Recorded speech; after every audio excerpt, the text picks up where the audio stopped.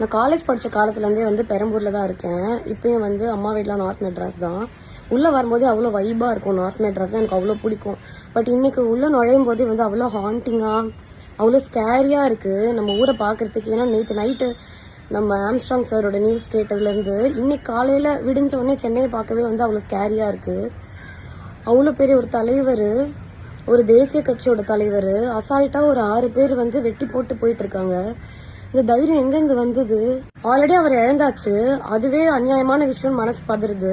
அடுத்தது என்ன தோணுதுன்னா, இதுக்கப்புறம் அரெஸ்ட் பண்ணிட்டு இந்த ஒரு 6 பேரை கூட்டு வந்து கொடுப்பாங்கல்ல, நியூஸ்ல எல்லாம் காட்டுவாங்கல்ல, அந்த 6 பேராவது நிஜமாவே வெட்டின 6 பேர் தானா, இல்ல யாரையாவது கூட்டு வந்து சரண்டர் பண்ண வைப்பாங்களா அப்படின்னு இன்னொரு பக்கம் ஒரு பயமா இருக்கு. எப்படி நம்புறது? நீங்க அரெஸ்டே பண்ணா கூட இவங்க தான் வெட்டியிருப்பாங்கன்னு எப்படி நம்புறது?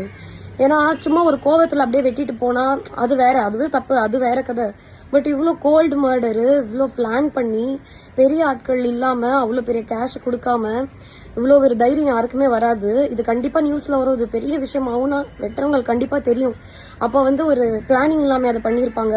மகாராஜான்னு ஒரு படம், அந்த படத்துல வந்து ஒரு குப்பை தொட்டி காணா போகும். குப்பை தொட்டிங்கிறது கொஞ்சம் எக்ஸாஜரேட்டடா இருந்தாலும் நட்டீஸ் வந்து எல்லாருக்கும் ஃபோன் பண்ணுவாரு, போலீஸார் பேர் எல்லாருக்கும் ஃபோன் பண்ணுவாரு. இந்த மாதிரி ஒரு கேஸ் இருக்கு, நீ வந்து ஆஜராவரியா, நீ அதுக்கு பதிலா திருநன் ஒத்துக்கிறியா நிறைய பேரை கேட்பாரு. அப்போ அது டெஃபினட்டா அது வந்து எல்லா இடத்துலயும் நடக்கிறது தானே. ஒரு சின்ன கேஸ்க்கே யாரோ பண்ணதுக்கு ஆள் கிடைக்கலன்னு யாரோ ஒருத்தங்க ஒத்துக்கிறதுக்கு போறாங்கன்னா, இவ்வளவு பெரிய கேஸ் முன்னாடியே பிளான் பண்ணி நீங்க மர்டர் பண்ணிருக்கீங்க. அப்ப அதுல வந்து நீங்க கவலைப்படாதீங்க, இதுக்கு பதிலா இந்த 6 பசங்க வந்துருவாங்க அப்படின்னு சொல்லிட்டு முன்னாடியே பிளான் பண்ணாம பண்ணிருப்பாங்களா அப்படின்னு மனசு வந்து பதறுது. நிஜமாவே நீங்க கூப்பிட்டு வந்தா கூட எங்களால இனிமே நம்ப முடியாது யாருன்னு. அவர் ஒரு ஆணு, ஒருத்தரை தள்ளுறதுக்காவது ஒரு ஸ்ட்ரென்த் இருக்கக்கூடிய ஒருத்தங்க கேர்ள்ஸ் கம்பேர் பண்ணா பசங்க கொஞ்சம், அது ஒரு கட்சியில இருக்காரு, கொஞ்சம் ஆளுங்க அந்த இடத்துல இருந்திருப்பாங்க. அவங்களுக்கே இந்த நிலைமைனா, ஒரு சாதாரண வீட்டுல இருக்கவங்க, ஒரு சிங்கிள் பேரண்டா இருக்கவங்க, குழந்தைங்களை வச்சுட்டு இருக்கவங்க, வெறும் வயசானவங்க மட்டும் இருக்க வீடு, இப்போ அவங்க எல்லாம் எப்படி வந்து வாழுவாங்க? இவங்களுக்கு இந்த நிலைமைனா நாங்களாம் எப்படி நிம்மதியா வீட்டுல வந்து வாழ்றது? நார்மல் பீப்புள்லாம் இப்போ ஒரு ஸ்விக்கி இருக்கு அப்படின்னா அவங்க அந்த யூனிஃபார்ம் ஏன் போடுறாங்கன்னா நம்மளோட நம்பிக்கைக்காக தான். ஓகே, இவங்க வெளியாள் கிடையாது, இவங்க இதுலதான் ஒர்க் பண்றாங்கன்றது தான் ஸ்விக்கியோ ஜொமேட்டோவோ ஏதோ ஒரு டெலிவரி ஆப் வந்து ஒரு யூனிஃபார்ம் போட்டு வராங்க.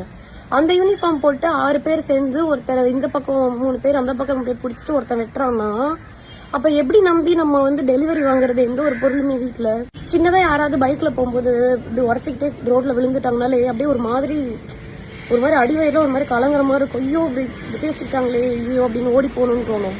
ஒரு 6 பேர் சேர்ந்து 2 கையும் டைட்டா புடிச்சிட்டு வெட்டுறாங்கன்னா அந்த மொமெண்ட் அவர் எவ்வளவு பயந்துருப்பாரு, கூட இருக்கவங்க அது எவ்வளவு ஸ்கேரியா ஃபீல் பண்ணிருப்பாங்க, அவர் எவ்வளவு துடிச்சு செத்து போயிருப்பாரு. அவ்வளவு பயமா இருக்கு. சும்மா ஒரு எலெக்ஷன் டைம்ல நான் விகடனவா ஷோ முடிச்சுட்டு நைட்டு வரத்துக்கு ஒரு 12:30 ஆயிடுச்சு. ஷோ நைட்டு லேட்டா தான் முடிஞ்சது. ஆட்டோல வந்துட்டு இருக்கேன், இந்த பக்கம் தேடுறாங்க, அப்படி தேடுறாங்க, பேக் நோன்றாங்க, காசு இருக்கான்னு பாக்குறதுக்கு. சாரிப்பா, இது வந்து செக்அப் எலெக்ஷன்னால அப்படின்றாங்க. அதுக்கு அவ்வளோ செக்அப் பண்றீங்க, நல்ல விஷயம் தான். ஆனா அதுக்கு அவ்வளோ செக்அப் பண்றீங்க. லைசன்ஸ் இருக்கான்னு கேட்டு அவ்வளோ செக்அப் பண்றீங்க. ஹெல்மெட் போடலன்னா நிக்க வச்சு அவ்வளோ செக்அப் பண்றீங்க. அங்க ஒரு 3 போலீஸ் நிக்கிறீங்க, அவர்கிட்ட போய் பேசுங்க, இன்னொருத்தட்ட அனுப்பி விடுறீங்க. கொலை பண்ணவங்க மாதிரி லைன்ல நிக்க வைக்கிறீங்க அந்த இடத்துல.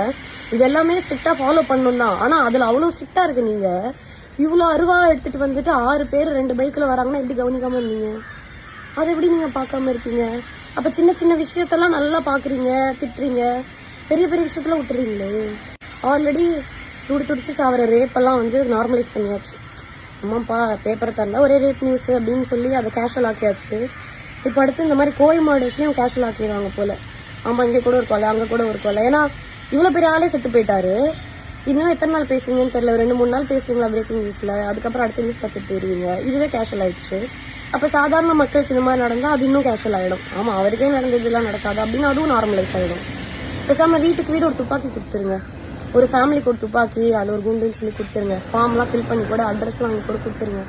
பொண்ணுங்க வீட்டுல ரோட்ல நைட்டு தனியா போனாலும் இந்த மாதிரி யாராவது வெளியே போறாங்க, டவுட்ஃபுல்லா இருக்க டைம்லயாச்சும் நாங்க யூஸ் பண்ணிக்கிறோம். ஒருவேளை இன்னொருத்தன் அதே துப்பாக்கியால அவன் ஃபேமிலி துப்பாக்கியால எங்க கொன்னா கூட எங்க கிட்ட இருக்கிறத வச்சு யாரோ ஹெல்ப் பண்ணி அவனை சுடுறாங்கன்னு வைங்க, எங்களை சுட்டவன் தான் சாவான். ஓகேவா? நானும் செத்துருவோம், அவங்களும் செத்துருவாங்க. ஆனா எங்களை சுட்டவன் தான் சாவான். ஆனா இப்படி பண்ணும்போது நீங்க குற்றவாளின்னு ஒருத்தர் கொண்டு வந்து நிறுத்தும் போது எப்படி நம்புறது? நிஜமா அவர் வெட்டினவர் தான் வராரான்னு எப்படி தெரியும்? முன்கூட்டியே ஆஜராகிறதுக்கு இப்ப நான் தான் தப்பானு சொல்லி போய் அரெஸ்ட் சரண்டர் ஆயிடு அப்படின்னு சொல்றதுக்கு ஆள் ரெடி பண்ணாம போயிருப்பாங்கன்னு என்ன நிச்சயம்? நாங்க எப்படி அதை நம்புறது? நீங்க கூட்டு வந்தா கூட இனிமே ஒருத்தரை நாங்க எப்படி நம்புறது? அந்த கொலையாளிகளை ரொம்ப பயமா இருக்கு ஆக்சுவலி. இந்த காசை வாங்கிட்டு கூலிப்படியா வேலை செஞ்சு மற்றவங்களை கொலை பண்ணி அதில் ஒரு காசு சம்பாரிச்சு 1 லட்சமா இருக்கட்டும் 10 லட்சமா இருக்கட்டும் எவ்வளோ வேணா இருக்கட்டுமே அதில் சமைச்சு சாப்பிடும்போது எப்படி உங்கள் தொண்டைக்குழியில் சாப்பாடு போகுதுன்னு எனக்கு தெரில. நீங்களாம் நைட் எப்படி நிம்மதியாக தூங்குவீங்கன்னு எனக்கு தெரில. உங்கள் ஃபேமிலியில் இருக்கவங்க உங்கள் ஒய்ஃபு உங்கள் குழந்தெல்லாம் எப்போ அப்பாவுக்கு அடுத்து என்ன ஆகும், அவர் யார் அரெஸ்ட் பண்ணுவா, அவர் யார் கொலை பண்ணுவான்னு பயந்துட்டு தானே வாழ்வாங்க. அப்படி என்ன இந்த வேலையில் ஒன்று உங்களுக்கு இருக்குன்னு எனக்கு தெரில. யாராவது அந்த மாதிரி இருக்கீங்கன்னா சப்போஸ் இந்த வீடியோ பார்த்தீங்கன்னா ஏதோ ஸ்க்ரால் பண்ணும்போது நீங்கள் எனக்கு கூட மெசேஜ் பண்ணுங்க. நான் யார்கிட்டயும் அந்த மெசேஜ் காட்ட மாட்டேன். நீங்கள் எனக்கு கூட மெசேஜ் பண்ணுங்க. நான் என்னால் முடிஞ்ச அளவுக்கு எங்கேயாவது உங்களுக்கு வேலை வாங்கி கொடுக்குறேன். மீடியாவில் அன்ஸ்கில்டு லேபர்ஸ் நிறைய பேர் இருக்காங்க. படிப்பெல்லாம் தேவையே கிடையாது. அதுக்கு ஒரு நாளைக்கு 1000 to 1500 வரும். மாதம் ஃபுல்லாக நீங்கள் உழைக்க ரெடினா உங்களுக்கு வந்து ஈஸியாக 25 to 30,000 ஈஸியாக உங்களால் வாங்க முடியும். அதில் ஒய்ஃப் குழந்தைய நல்லா வச்சுக்கலாம், அதில் உழைச்சி சாப்பிடலாம், சாப்பாடு நல்லா ஒட்டும் உடம்புல, நிம்மதியாக தூக்கம் வரும் படுத்தா. ஒரு நல்ல லைஃப். ஒரு 25,000 போதாதா அவங்க கஷ்டத்தில் வாழ? அப்படி இன்னொருத்தரை கொலை பண்ணி அப்படி சம்பாரிச்சு என்ன பண்ண போறீங்க?